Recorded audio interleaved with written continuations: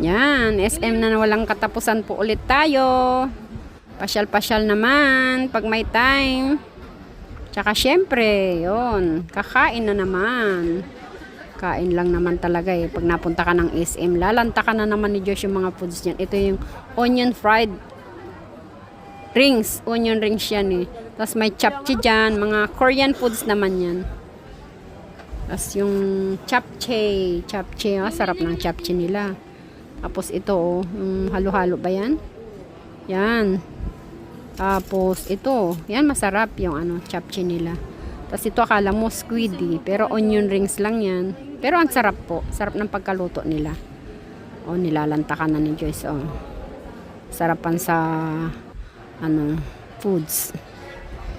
Ayan, nako, said. Bunchon po ito, Korean foods. Sarap. My God, si Joyce. Enjoy lang. I love Bonchon. Welcome po dito sa Bonchon. Yung foods po talaga masarap dyan.